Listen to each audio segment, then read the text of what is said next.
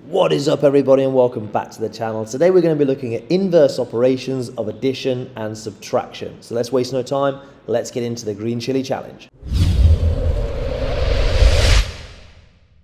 Okay, so we're going to keep our numbers pretty simple today because that's not the focus. We're just looking at what inverse means, so we don't need to have big numbers. Now, the thing to remember today is we're going to try and find number families to help us. So we need to understand what that means. Well, a number family are all of the number sentences we can make with the same set of numbers. So I have, in this case, 15, 5, and a 20. So I want to make complete number sentences using just these numbers. Well, hopefully what I can see is I could flip 15 and 5 the other way around and I would still get 20. So another question I could have would be 5 plus 15 equals 20. So that's the second number sentence in the family. First one being 15 plus 5 equals 20.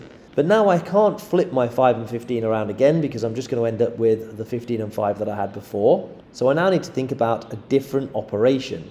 Well, I should be able to see that if I get this 20 and I put them at the start and I have 20, and now instead of addition, I use the inverse of addition, which is subtraction. They are opposites. Inverse essentially just means the opposite. So if I now have 20, subtract, and I say 15, I will equal 5. And that's just using the same three numbers as before. And that is my third number sentence. And my last number sentence would be 20 again, subtract 5 equals 15. So what I can hopefully see here is that I have 4 number sentences, 2 addition and 2 subtraction, but they all use the same three numbers, 15, 5, and 20. So the inverse basically means the opposite of the operation we're using. So the inverse of addition would be my 2 subtraction questions, which could be down here. Now, why is this really useful to know? Well, imagine if we didn't know this number 5 here, and my question actually said 15 add something equals 20. And this is a common question in maths. It's a missing number question. So how can I use understanding inverse to help me? Well, I can look at some of my number families and find the one that's going to help me. So let's say I put my 20 at the start of the question, and I have 20, subtract, and I have the number 15, so that'll be my next part of the question, so 15, and that equals 5. So I should know that this 5 is now the missing number where my question mark was, and I can change that back to have 15 plus 5 equals 20. Let's look at an orange chili challenge, a subtraction one.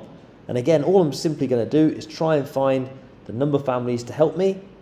So 15 subtract 5 equals 10. Well, I could also have 15 subtract 10 equals 5.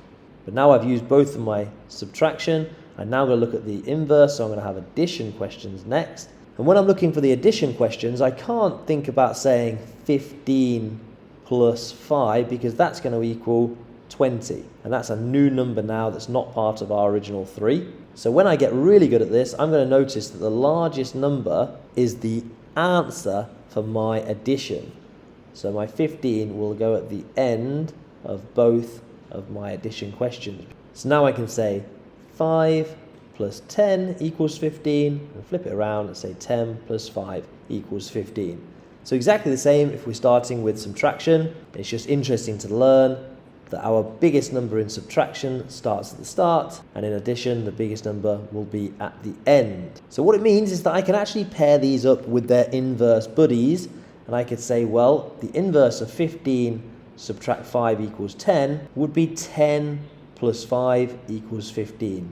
They are literally the opposite of each other, and then the other opposites would be 15 subtract 10 equals 5, and 5 plus 10 equals 15. They are the inverse of each other as well. So let's see this in action with a red chili challenge then. This time I do have my missing value. I have this unknown value here in the middle. And I have a subtraction question. So I know the inverse of this must be an addition question. So my question says 52 subtract something equals 40. So if I'm going to bring my answer to the front of the question, I now need to do the inverse operation to find the missing value. So the inverse of subtraction is addition. So 40 plus something equals 52.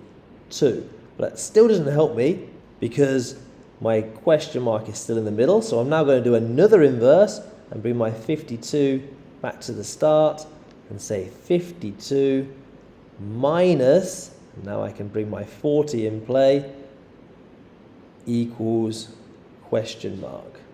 Okay, so I've just used one of the other number sentences. 52 minus 40 equals 12. So therefore 12 must be my missing value. But let's just think about what we've just done. I have actually just found 3 of my number families. I found 1, 2, and 3. So I found 2 subtraction, 1, 2, but only 1 addition. So I can find my 4th number sentence by finding the other addition, which would simply be something plus 40 equals 52. So a quicker way to get there, when I'm given this question, 52 subtract something equals 40, I could have just found all the other number sentences, and then once I've written all my number sentences, I could have looked down to see where the question mark is at the end, and then used this one and solved it to find my missing value. So I always recommend finding number families to help us with missing number values, because we know one of them is going to have the missing number at the end, and therefore we can solve it like another normal question. And that is the benefit of inverse operations. Now it's your turn. Have a go at solving these missing value questions using the inverse operations. Top tip, write down the full number family sentences so that you can pick the easiest one to help you solve the question. Have a go at working these out and then put your answers in the comment section. Good luck. And there we have it, guys. That is how to use the inverse operations to help you solve missing number values. Hopefully this video has been helpful for you. If it was, think about subscribing to the channel. But for now, guys, I'll see you in another video. Peace out.